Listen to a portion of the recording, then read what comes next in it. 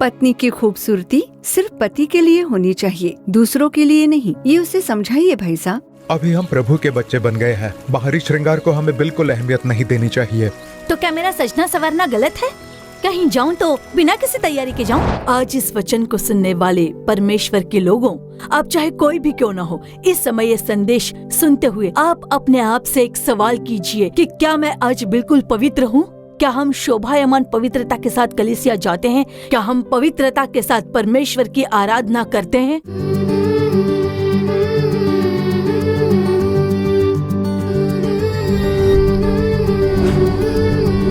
खुशहाल परिवार।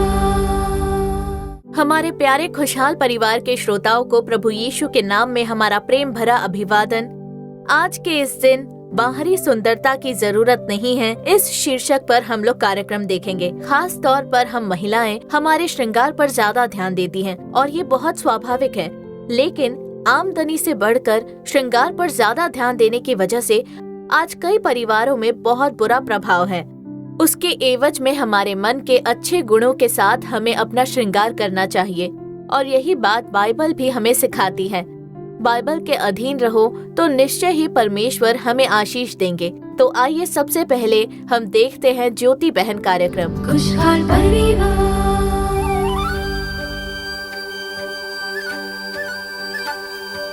तम तननम तननननम तम तननम तनतनननम तम तननम तनतनननम तम तम तननम तम तननम तम तननम तम तननम तम तननम तम।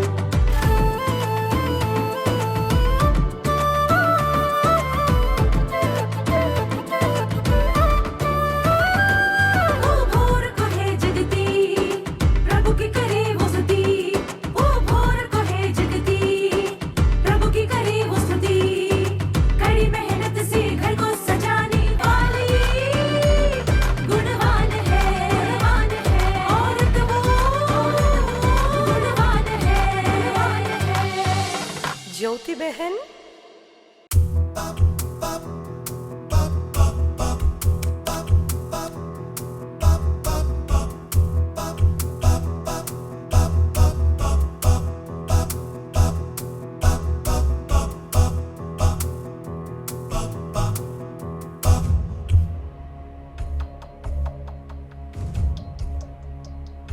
क्या बात है मालती, ऑफिस जा रही हो या किसी की शादी पर?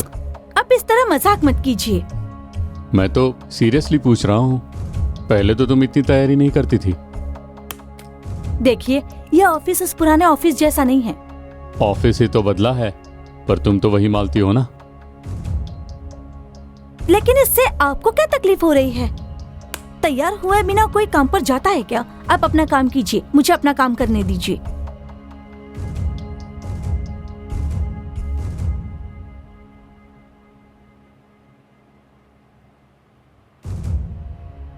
अच्छा जी सुनिए, मैं ऑफिस जा रही हूँ। आज भी ऑफिस है? हाँ, क्यों, क्या हुआ? क्यों, आप आज ऑफिस नहीं जा रहे हैं? पर आज तो सैटरडे है मालती।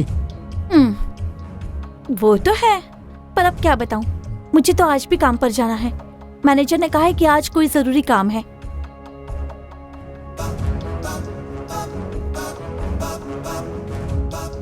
कम से कम आज तो सिंपल कपड़े पहन लेती।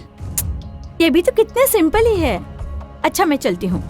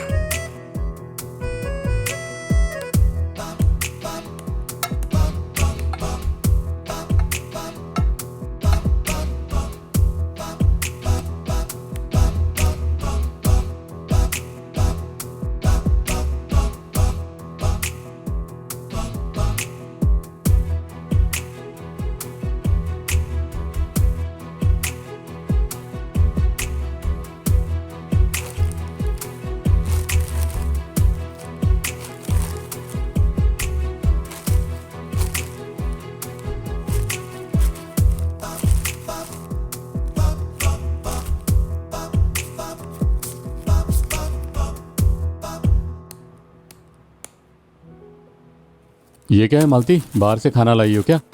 आपको तो हर समय मजाक सूझता है। ये कुछ मेकअप की चीजें हैं। मेकअप की चीजें?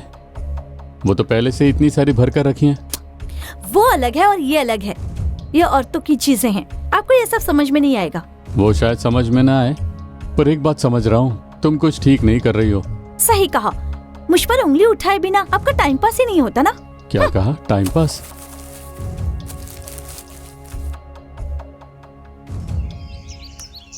दीदी, हाँ, मालती बहुत ही अजीब बर्ताव कर रही है। क्यों, क्या हुआ?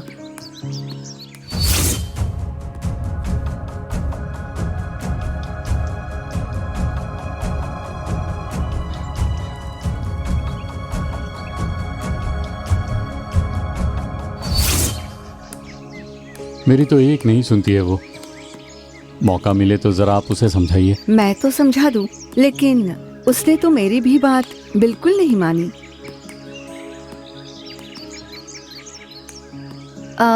मैं मालती के पापा से बात करती हूँ। हो सकता है वो अपने पापा की बात मान ले। अच्छा दीदी।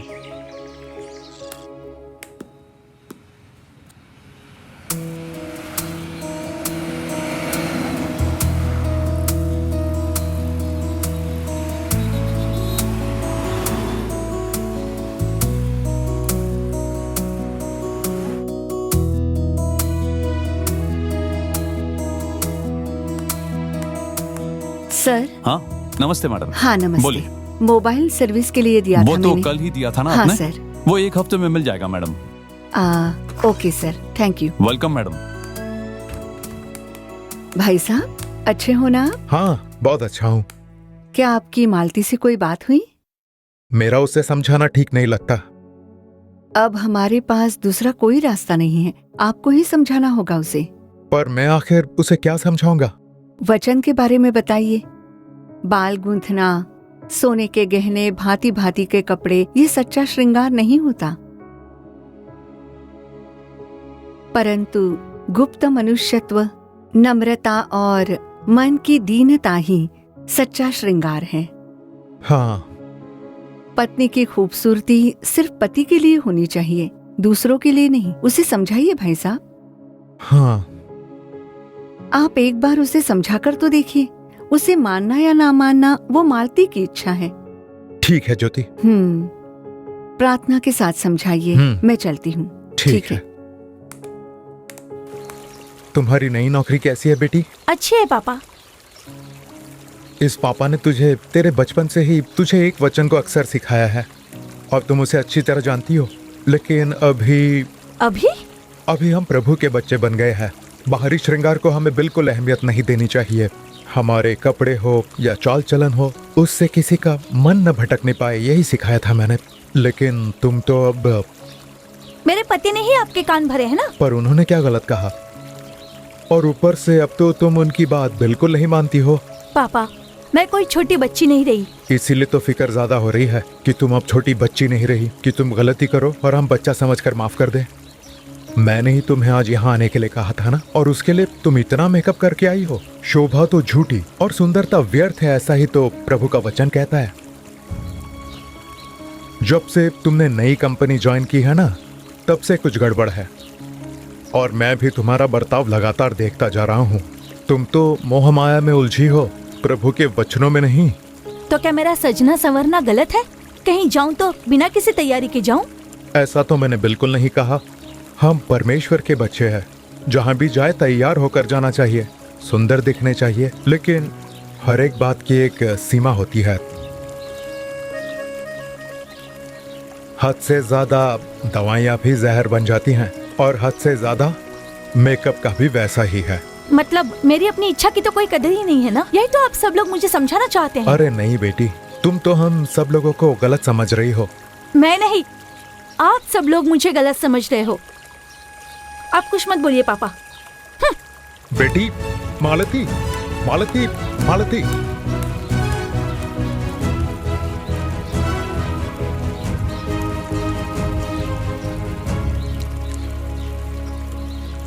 खुशहाल परिवार। तो श्रोताओं, आपने ज्योति बहन कार्यक्रम देखा। क्या आपने बाहरी श्रृंगार को बाहर कर देने का फैसला कर लिया? अब आगे परमेश्वर का संदेश देकर आपके लिए प्रार्थना करने के लिए बहन अनीता बानू तैयार हैं। प्रार्थना के साथ आप संदेश सुनिए। परमेश्वर आपसे बातें करके निश्चय ही आपको आशीष देंगे।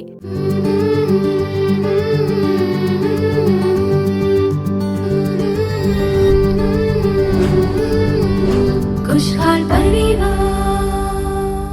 मसीह में हमारे प्रियजनों, प्रभु यीशु मसीह के महान नाम में आप सभी को मेरा प्रेम भरा अभिवादन। परमेश्वर आपको आशीष दे। तो प्रभु में मेरे प्रियजनों, आज के इस दिन हमारा ये खुशहाल परिवार कार्यक्रम देखने वाले आप हर एक लोगों के लिए हम प्रभु की स्तुति करते हैं। हर हफ्ते दिखाई जाने वाला ये कार्यक्रम आपके लिए लाभदायक होगा, ऐसा हमारा मानना है। आज के इस दिन प्रभु परमेश्वर हमसे बातें करना चाहते हैं। आज के हमारे इस कार्यक्रम का शीर्षक है बाहरी श्रृंगार की बिल्कुल जरूरत नहीं है। और उसी शीर्षक में हम लोगों ने पिछला नाटक देखा और प्रार्थना की, और इस संदेश में भी मैं आपको उसी के बारे में बताऊंगी और फिर हम प्रार्थना करेंगे। अब जब हम लोग श्रृंगार की बात करें तो आज के समय में उसके बारे में बात करना बिल्कुल व्यर्थ है। छोटे छोटे बच्चों से लेकर बड़ों तक सजने संवरने में कितना वक्त बर्बाद करते हैं, ये तो हम सब अच्छी तरह से जानते हैं। इतना श्रृंगार करते हैं और शहर भर में ब्यूटी पार्लर खुले हैं, उसकी तो गिनती ही नहीं है। खुद को सजाने संवारने में और मेकअप करने में वो इतना समय बर्बाद करते हैं, इतना महत्व देते हैं, पैसे बर्बाद करते हैं। अब देखिए, श्रृंगार आखिर है क्या और उसके बारे में वचन में क्या लिखा गया है, उसी के बारे में आज हम लोग ध्यान करेंगे और फिर प्रार्थना करेंगे। आज के हमारे कार्यक्रम का जो शीर्षक है वो क्या है? सांसारिक श्रृंगार की आपको बिल्कुल भी जरूरत नहीं है। तो किस तरह के श्रृंगार से हम खुद को सजा सकते हैं? तो पवित्र शास्त्र में से आज परमेश्वर की इच्छा के अनुसार जो श्रृंगार करना है उसके बारे में हम देखेंगे। यशाया अध्याय क्रमांक 62 और उसके वचन क्रमांक 3 को पढ़ेंगे। तो यहोवा के हाथ में एक शोभायमान मुकुट और अपने परमेश्वर की हथेली में राज मुकुट ठहरेगी, ऐसा लिखा हुआ है।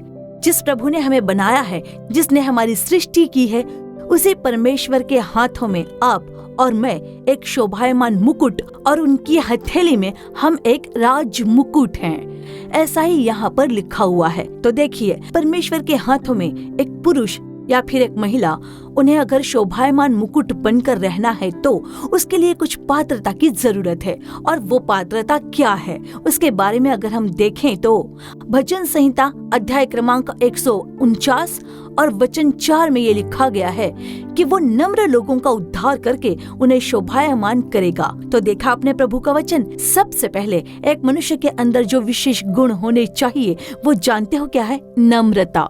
इन नम्र लोगों को परमेश्वर किस तरह से आशीष देते हैं उसके बारे में देखें तो उद्धार के साथ शोभायमान करेंगे, और यही है सच्चा श्रृंगार। एक सच्ची सजावट, आंतरिक सजावट। इस श्रृंगार के अलावा बाहरी सजावट करके ये कहना कि मैं बहुत सुंदर हूँ, इस बात में कोई फायदा नहीं और ये शोभायमान नहीं है। इसलिए पवित्र शास्त्र में साफ साफ लिखा हुआ है कि अगर तुझे परमेश्वर की हथेली में राज मुकुट बनकर रहना है तो क्या परमेश्वर ने हमारा उद्धार करके हमें शोभायमान किया हुआ है? उसे जांचना होगा। आज इसे सुनने वाले आप लोग जरा सोच कर तो देखिए, क्या मुझे उद्धार से परमेश्वर ने शोभायमान किया है? क्या मेरा उद्धार करके परमेश्वर ने मुझे राज मुकुट बनाया है?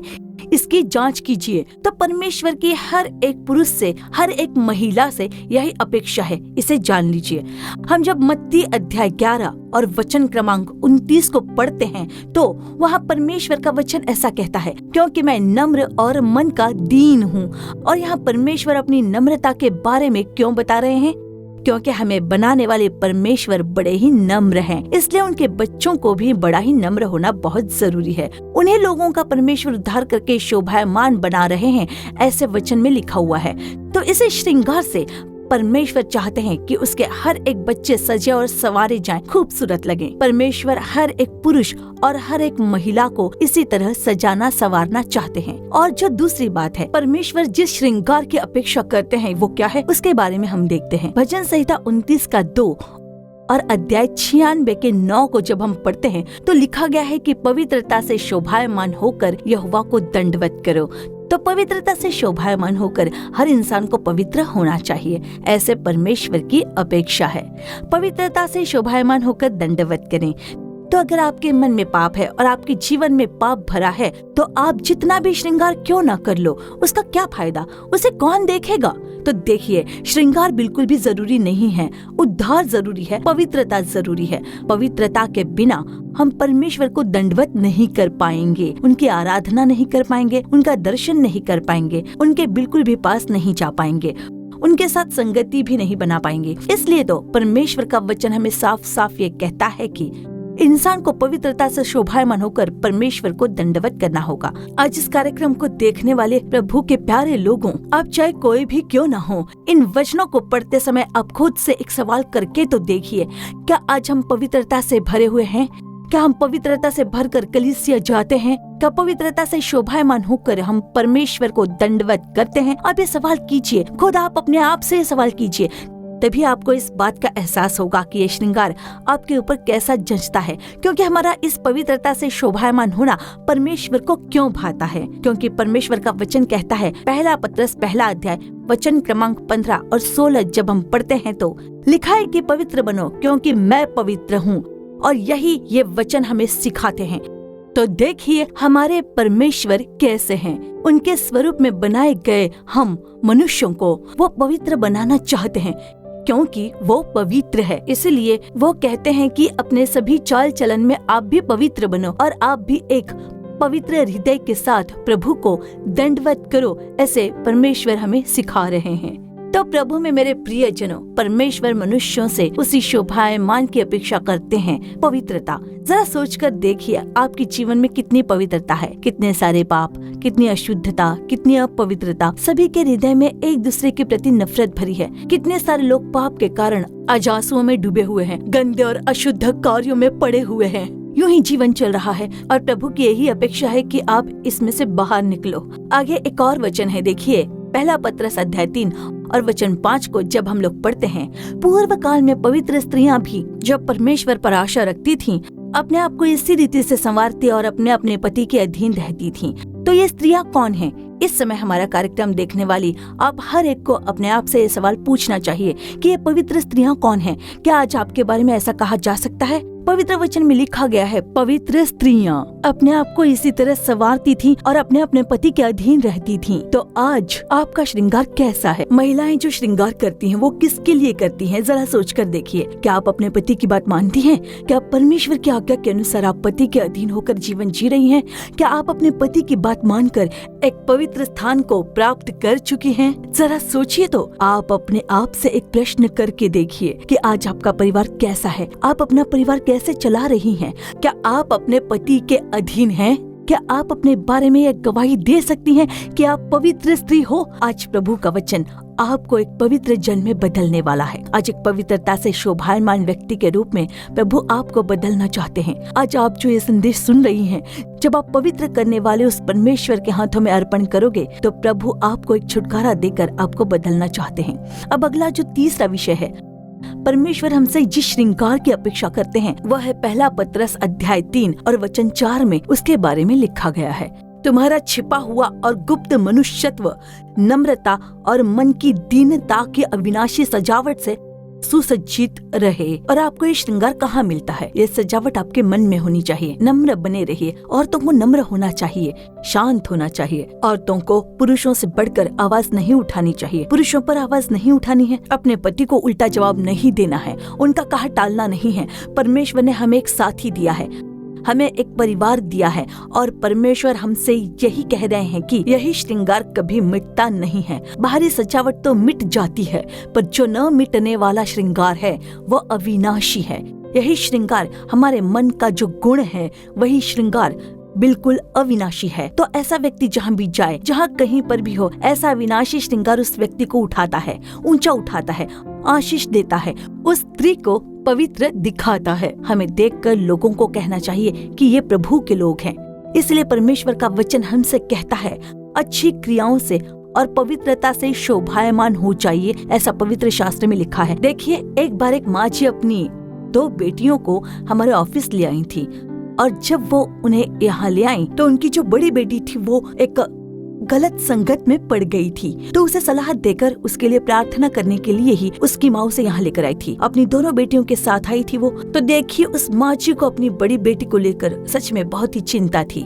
वो कह रही थी कि मेरी बेटी ने ऐसा कर दिया, मेरी बेटी ने वैसा कर दिया। उनकी दोनों ही बेटियां बहुत ही खूबसूरत थीं, दोनों ही बेटियां बहुत ही सुंदर दिख रही थीं और उनकी परवरिश भी अच्छी खासी लग रही थी। पर उनकी जो बड़ी बेटी थी वो किसी गलत संबंध में पड़ गई थी, तो उसकी माँ को बहुत ही चिंता हो रही थी, क्योंकि जो पिता थे उनको हार्ट अटैक हुआ था। अस्पताल से छूटकर वो घर को लौटे थे, तो उनकी बड़ी बेटी के बारे में भी वो अपने पति से नहीं बोल पा रही थी। वो अपने पति का ख्याल रखे या फिर अपनी बेटी को लेकर चिंतित रहे, इसलिए बड़ी वेदना के साथ वो उसे यहाँ लेकर आई थी। उनकी जो छोटी बेटी थी वो डॉक्टर की पढ़ाई करने के लिए विदेश जाने की तैयारी में ही थी। तो उस बहन जी ने मुझे जो बात बताई थी वो ये है कि परमेश्वर ने मुझे 2 बेटियां दी और दोनों की परवरिश मैंने एक ही तरह से की, पर एक बेटी पाप में पड़ गई और जो दूसरी बेटी है वो डॉक्टर की पढ़ाई करने वाली है। अब मैं रोऊं या फिर खुश हूँ, मैं क्या करूं, कुछ समझ में नहीं आ रहा है बहन, ऐसा उन्होंने कहा। वो बहुत ही रोती ही जा रही थी। तो प्रभु के लोगों, अपनी बेटियों को लेकर एक माँ कहती है कि मैं रोऊं या हंसूं, बड़ी बेटी को लेकर मैं चिंतित हो जाऊं या विदेश जाने वाली मेरी बेटी को सोचकर मैं खुश हूं कि वो डॉक्टर की पढ़ाई करने के लिए विदेश जा रही है। तो आप ही बताइए कि सच्चा श्रृंगार क्या है। उस माँ जी ने अपनी दोनों बेटियों को वहाँ लाया था, पर आप ही बताइए कि कौन सा सच्चा श्रृंगार है। और यही बात परमेश्वर हमसे कह रहे हैं, आंतरिक श्रृंगार ही सच्चा श्रृंगार है, बाहरी श्रृंगार का कोई फायदा नहीं है। क्या आप आंतरिक श्रृंगार के साथ हो? इस संदेश को सुनने वाले प्रभु के लोगों, आप चाहे कोई भी क्यों न हो, आप इस बात पर ध्यान दीजिए कि आपका श्रृंगार कैसा है। प्रभु के आगे आप कैसे हो, लोगों के आगे आप कैसे हो, आपकी भलाई की क्रियाएं कैसी हैं, जरा सोचिए। आज प्रभु की उपस्थिति में आप अपने घुटने टेक लीजिए, उनकी उपस्थिति में उस पवित्र परमेश्वर की ओर देखकर आइए चलिए हम प्रार्थना करते हैं। हे परमेश्वर, ऐसा एक श्रृंगार, उद्धार के श्रृंगार से, पवित्रता से शोभायमान करके उस अविनाशी सजावट से मुझे भर दीजिए। ऐसी जब आप मांग करोगे तब प्रभु निश्चय ही आपको उससे भर देंगे। उनकी हथेली पर आपको राज मुकुट बनाएंगे, एक पवित्र जन बना देंगे और हमेशा अपनी हथेलियों पर आपको संभाल कर रखेंगे। प्यारे परमेश्वर के लोगों, आप चाहे कोई भी क्यों न हो, आज आप किसी भी तरह के पाप में क्यों ना पड़े हों, ऐसे पाप से मैं बाहर निकल नहीं पा रहा हूँ, ऐसा अगर आप कह रहे हो तो आपको पवित्र करने वाले एक परमेश्वर हैं, वो आपको पवित्र बना देंगे। आंखें बंद करके प्रार्थना करेंगे। प्यारे परमेश्वर, इस अच्छे समय के लिए हम आपका धन्यवाद करते हैं प्रभु। इस संदेश को सुनने वाले इन बच्चों के लिए हम आपके मुख को देखकर प्रार्थना करते हैं। आप पवित्र परमेश्वर हो, आपको न देखने वाले पवित्र परमेश्वर, आज इस संदेश को सुनकर अपने आप को अर्पण करने वाले हर एक को, हर एक महिला के लिए या जो कोई भी इस कार्यक्रम से जुड़ा क्यों ना हो, उनके लिए प्रार्थना करते हैं। वो पवित्रता का श्रृंगार मुझे चाहिए प्रभु, उद्धार का श्रृंगार मुझे चाहिए प्रभु, वो अविनाशी सजावट मुझे चाहिए प्रभु। ऐसी जो कोई प्रार्थना कर रहा है उन्हें उस श्रृंगार से भर देने के लिए प्रभु हम लोग प्रार्थना करते हैं। हमारा पवित्र बनना आपको भाता है, ये हम जानते हैं प्रभु।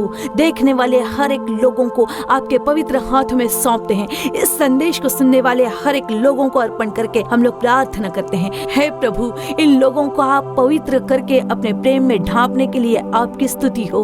आपके लहू के सामर्थ्य में इन लोगों को हम सौंपते हैं प्रभु। आपने जिम्मेदारी उठाई है, उसके लिए धन्यवाद। सारी स्तुति, आदर, महिमा हम आपको ही देते हैं प्रभु परमेश्वर। यीशु के नाम में प्रार्थना करते हैं पिता, आमीन आमीन। खुशहाल परिवार। प्रियजनों, हमारी आशा है कि आज का ये कार्यक्रम आपको निश्चय ही लाभदायक रहा होगा। आपने जो भलाई और आशीष को पाया है उसे हमें बताना बिल्कुल भूलिएगा मत। आपकी हर एक प्रार्थना विनती हमें चिट्ठियों के द्वारा या ईमेल के द्वारा जरूर बताइए। आपके लिए प्रार्थना करने और सलाह देने के लिए भाई मोहन सी लाजरस और प्रभु के दूसरे दास बिल्कुल तैयार हैं। हो सकता है हमारे सोशल मीडिया प्लेटफॉर्म पर आप ये कार्यक्रम देख रहे हो। हमारे जीसस रिडीम्स मिनिस्ट्री के दूसरे कार्यक्रम और भाई मोहन सी लाजरस के आशीष भरे संदेशों को आप 24 घंटे कंफर्टर डिजिटल चैनल में देख सकते हो। इसे आप अपने फोन पर या घर पर स्मार्ट टीवी हो तो उस पर डाउनलोड करके देख सकते हो और साथ ही परिवार समेत हमारा आओ प्रार्थना करे कार्यक्रम देखिए। हमारे दूसरे कार्यक्रम में आपसे दोबारा मुलाकात होगी। तब तक प्रभु की महान कृपा आपके संग बनी रहे। For further details and prayer support, contact Jesus Redeems Ministries, Nallumavadi, Tuticorin District, 628211, Our phone number 04435454545. Email info@jesusredeems.org. Our website www.jesusredeems.com. God bless you.